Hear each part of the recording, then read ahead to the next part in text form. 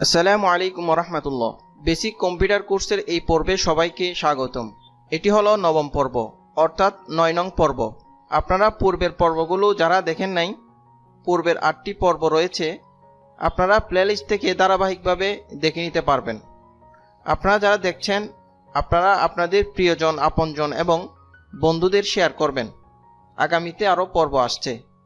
আজকের পর্বে আমরা নোটপ্যাডের ব্যবহার নিয়ে আলোচনা করব। একটা কম্পিউটার নতুন নেওয়ার পর এমএস ওয়ার্ডের সফটওয়্যার দেওয়া না থাকলে তখন লেখালেখির কাজ কিভাবে করবেন, আজ তা দেখাবো।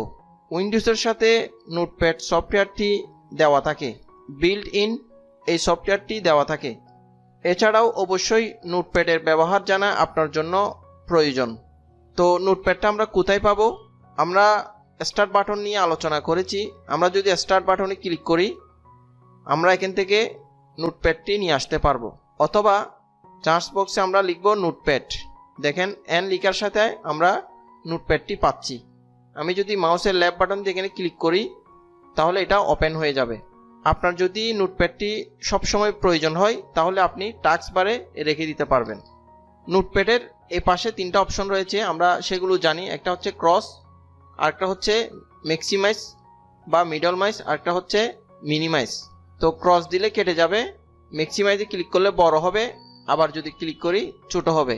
তারপর হচ্ছে মিনিমাইজ, এটা যদি আমি ক্লিক করি তাহলে আমার টাস্ক বারে থেকে যাবে। আমি যদি আবার ক্লিক করি তাহলে ওপেন হবে। এখানে অনেকগুলো মেনু আছে, file, edit, format, view, help. তো আমরা যেগুলো প্রয়োজন, যেগুলোর ব্যবহার খুবই প্রয়োজন, সেগুলো আপনাদেরকে দেখাবো। তো আমরা এখানে লিখছি টেক পয়েন্ট বাংলাদেশ। আপনি যে কোনো টেক্সট এখানে লিখতে পারেন। আপনি আপনার যদি এমএস ওয়ার্ড সফটওয়্যারটি না থাকে, আপনি লেখালেখির কাজে এই সফটওয়্যারটি ব্যবহার করতে পারেন।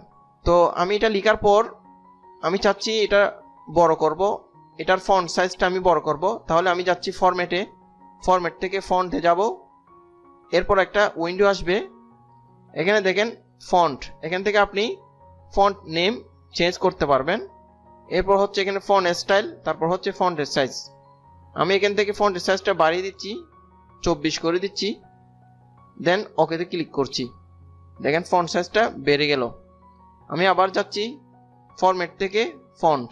এখান থেকে আপনি যে কোনো ফন্টের নাম দিতে পারবেন, অথবা মাউসের হুইল যদি ঘুরান, আপনি পেছনের দিকে ঘোরালে ধাপে ধাপে আপনি ফন্ট দেখতে পারবেন। আর অথবা আপনি এই স্কুলটা যদি উপরের থেকে নিচে নামান, তাহলে আপনি ফন্টের নাম দেখতে পারবেন। তো আমি জাস্ট এখান থেকে একটা সিলেক্ট করলাম, দেন এখান থেকে স্টাইল থেকে এটা সিলেক্ট করলাম, দেন ওকেতে ক্লিক করছি। তাহলে দেখেন এখন টেক্সটটা এভাবে আসছে। আপনি নোটপ্যাডকে ছোট বড় করতে পারবেন, এই কর্নার থেকে এভাবে ছোট বড় করতে পারবেন, অথবা আপনি উপরে এভাবে ধরে যে কোনো এক পাশে, যে কোনো এক সাইডে আপনি নিতে পারবেন। এরপর দেখেন এডিট মেনু। আমি যদি এডিট মেনুতে ক্লিক করি, তাহলে অনেকগুলো অপশন আসছে। একটা হচ্ছে আনডু, আরেকটা হচ্ছে কাট, আরেকটা হচ্ছে কপি, আরেকটা হচ্ছে পেস্ট। আনডু হচ্ছে আপনি যদি কোনো কাজ করার পর পিছনের দিকে আসতে চান, তাহলে আপনি আনডুতে ক্লিক করবেন, অথবা কিবোর্ড থেকে কন্ট্রোল জেড। আরেকটা হচ্ছে কাট। কাট হচ্ছে কপি হয়ে কেটে যাওয়া, অর্থাৎ কপি হয়ে সেটা ওখান থেকে চলে যাবে। কপি হচ্ছে কপি হওয়া, নকল করা। এরপর এটা হচ্ছে পেস্ট, অর্থাৎ আপনি কপি করার পর সেটা কোন জায়গায় পেস্ট করবেন সেটা আপনি এখান থেকে করতে পারেন, অথবা কিবোর্ড শর্টকাট কির মাধ্যমে করতে পারেন। তো আমরা এই বিষয়গুলো দেখব। তো আমি আরেকটা নোটপ্যাড ওপেন করছি, সার্চ বক্স থেকে আমি নোটপ্যাডে ক্লিক করছি। দেখেন আমার আরেকটা নোটপ্যাড চলে আসছে। আমি এটাকে একটু ছোট করে নিই। তো আমি এটাকে কপি করছি, কিবোর্ড থেকে কন্ট্রোল সি দিলাম, অথবা আমি এখান থেকে কপিতে ক্লিক করছি, দেন এটাতে আসলাম, আসার পর পেস্ট করলাম। দেখেন এখানে সেম টেক্সটটা পেস্ট হয়ে গেল। তো আপনি এখান থেকে চাইলে ফন্ট বাড়িয়ে নিতে পারেন। এরপর হচ্ছে আমি চাচ্ছি এটাকে কাট করব, তাহলে আপনি কিবোর্ড থেকে কন্ট্রোল এক্স অথবা এডিট থেকে আপনি কাট করেন, তাহলে সেটা এখানে চলে যাবে। এখান থেকে সেটা চলে যাবে, আপনি এখানে এসে সেটা পেস্ট করেন, অথবা আপনি এডিট থেকে পেস্টে ক্লিক করলেও সেটা পেস্ট হয়ে যাবে। এখন আমরা ফাইলটা সেভ করব, অর্থাৎ নোটপ্যাডটা সেভ করব। আমি এটা কেটে দিচ্ছি এখান থেকে, ডন্ট সেভ। আমি এটা সেভ করব। সেভ করার জন্য আপনাকে যেতে হবে ফাইলে, ফাইল থেকে আপনি যাবেন সেভে। সেভে যাওয়ার পর আপনি কোন জায়গায় সেভ করবেন সেটা এখানে লোকেশন দিয়ে দেবেন। বাম পাশে অনেকগুলো লোকেশন আছে, আপনি এখান থেকে লোকেশনটা দিয়ে দিবেন। তো আমরা সাধারণত ডেস্কটপে সেভ করে আপনাদেরকে দেখাচ্ছি। তো আমি ডেস্কটপে ক্লিক করলাম, ক্লিক করার পর এখানে একটা নেম দিয়ে দেব, টেক পয়েন্ট বিডি দিলাম। দেওয়ার পর আপনি সেভে ক্লিক করবেন। ক্লিক করার পর দেখেন এই জায়গায় সেটা সেভ হয়ে গেল। নোটপ্যাড নিয়ে মোটামুটি এইটুকু আলোচনা, আপনারা আশা করি বিষয়টা বুঝতে পারছেন। এরপর আমরা স্ক্রিনশট নিয়ে আলোচনা করব। তো আমি এটা এখান থেকে কেটে দিচ্ছি। নোটপ্যাডে আরেকটা মেনু আছে, সেটা হচ্ছে ভিউতে যদি আপনি ক্লিক করেন এখানে জুম এবং স্ট্যাটাস বার দুটো অপশন দেখতে পারবেন। আপনি যদি এখানে চেকমার্ক করে দেন তাহলে আপনার নিচে স্ট্যাটাস বারটা শো করবে, আর যদি এটা তুলে দেন তাহলে এটা চলে যাবে। যেমন আমি ক্লিক করছি, এখন স্ট্যাটাস বারটা নেই। আবার যদি এখানে ক্লিক করি তাহলে নিচে শো হবে। এরপর হচ্ছে জুম ইন মানে বড় হওয়া, আর জুম আউট মানে ছোট হওয়া। আপনি এখানে ক্লিক করেন, দেখেন বড় হচ্ছে। অথবা কিবোর্ড থেকে কন্ট্রোল প্লাস, দেখেন বড় হচ্ছে, কন্ট্রোল মাইনাস দিলে ছোট হবে। নোটপ্যাড নিয়ে মোটামুটি এইটুকু আলোচনা। আপনারা যখন ব্যবহার করবেন তখন বুঝবেন এটির ব্যবহার কতটা প্রয়োজন। তো আপনারা অবশ্যই এটা প্র্যাকটিস করবেন। এরপর আমরা দেখব স্ক্রিনশটের ব্যবহার। আমরা এটা এখান থেকে কেটে দিচ্ছি। কম্পিউটারে একটি সফটওয়্যার রয়েছে, সেটা হচ্ছে স্নিপিং টুল।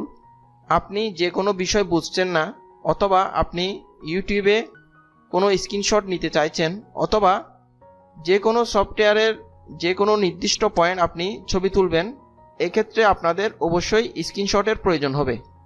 এই কাজটা কিভাবে করবেন সেটা আপনাদেরকে দেখাচ্ছি। তো আপনারা সার্চ বক্সে আসবেন, আসার পর লিখবেন স্নিপিং, এই যে স্নিপিং টুল, এখানে ক্লিক করবেন। ক্লিক করার পর এই ধরনের একটি অপশন আসবে। এখানে আপনারা দেখতে পাচ্ছেন নিউ। আপনি যদি নিউতে ক্লিক করেন তাহলে আপনাকে স্ক্রিনশট নেওয়ার একটি অপশন দেখাবে। যেমন আমি ক্লিক করছি, ক্লিক করার পর এই ধরনের ব্লার চলে আসবে। তো আপনি মাউসের লেফট বাটন দিয়ে এভাবে ড্র্যাগিং করে টেনে ছেড়ে দিবেন। ছেড়ে দেওয়ার পর দেখেন স্নিপিং টুলটা তার সফটওয়্যারে এটা ওপেন হয়ে গেল। এখন আপনি এটাকে সেভ করবেন, অথবা আপনি কোনো নির্দিষ্ট একটা পয়েন্টকে মার্ক করবেন। এখানে উপরে দেখেন একটা পেন টুল আছে, আপনি এটা ক্লিক করবেন। ক্লিক করার পর আপনি এভাবে করে মার্ক করতে পারবেন। এখন আপনি যদি চান এই মার্কটা কেটে দিতে, তাহলে এখানে একটা ইরেজার আছে, আপনি সেটা ক্লিক করবেন। ক্লিক করার পর এখানে একটা ক্লিক করবেন, তাহলে এটা চলে যাবে। আপনি যদি আবার পেন টুলটা ইউজ করতে চান তাহলে এখানে ক্লিক করবেন, তাহলে এখানে এভাবে করে আপনি নির্দিষ্ট বিষয় বুঝাবেন। অথবা এভাবে ক্লিক করে এখানে কোনো কিছু বোঝাতে চাইলে এভাবে করে আপনি মার্ক করে বুঝাবেন। আবার যদি কেটে দিতে চান তাহলে এখানে ক্লিক করবেন, দেন এখানে ক্লিক করবেন। এখন আসি এটা কিভাবে সেভ করতে হয়। এখানে সেভে ক্লিক করবেন, অথবা ফাইল থেকে সেভ। তো আমি এখানে ক্লিক করছি। ক্লিক করার পর ডেস্কটপে ক্লিক করলাম, অথবা আপনি যে জায়গায় সেভ করতে চান ওখানে ক্লিক করবেন। এখানে ডকুমেন্ট আছে, ডাউনলোড আছে, new volume new volume F, যেখানে চান। ডেস্কটপে আমি সেভ করতেছি। দেন ফাইল নেমে একটি নাম দিবেন, image22। আমি একটা নাম দিলাম image22। Save as a type, আপনি এখানে জেপিজি ফাইলটা সিলেকশন করে দিবেন। যদি পোর্টেবল নেটওয়ার্ক গ্রাফিক্স ফাইল এটা সেট করা থাকে, আপনি জেপিজিটা সেট করে দিবেন। দেন আপনি সেভে ক্লিক করবেন। এখন আমি কেটে দিচ্ছি। এখন দেখেন এই যে এটা সেভ হয়ে গেল। এছাড়াও অন্যভাবে আপনি স্ক্রিনশট নিতে পারবেন। যেমন আপনি চাচ্ছেন কোনো একটা ইমেজকে স্ক্রিনশট দিয়ে পাঠানোর জন্য, বা আপনি চাচ্ছেন কোনো একটা ইমেজকে স্ক্রিনশট নিতে, সেটা কিভাবে নেবেন। যেমন আমি এই ফোল্ডার একটা ছবি রাখছি, আমি এখানে ওপেন করছি, দেন এই ছবিটা ওপেন করছি। ওপেন করার পর আপনি চাচ্ছেন এটাকে আপনি স্ক্রিনশট নেবেন, সেটা কিভাবে নেবেন। তো আপনি স্নিপিং টুলে আসবেন। আপনাদের যদি সবসময় প্রয়োজন হয় স্নিপিং টুলের, এক্ষেত্রে আপনি টাস্ক বারে রেখে দিতে পারবেন। তো আমি স্নিপিং টুলে আসছি, দেন নিউতে ক্লিক করছি। ক্লিক করার পর আমি চাচ্ছি এই ছবিটার মূল পয়েন্টটা নিব। জাস্ট এখানে এভাবে করে ড্র্যাগিং করে টেনে দিলাম। এখন এটা সেভের অপশনে চলে আসছে।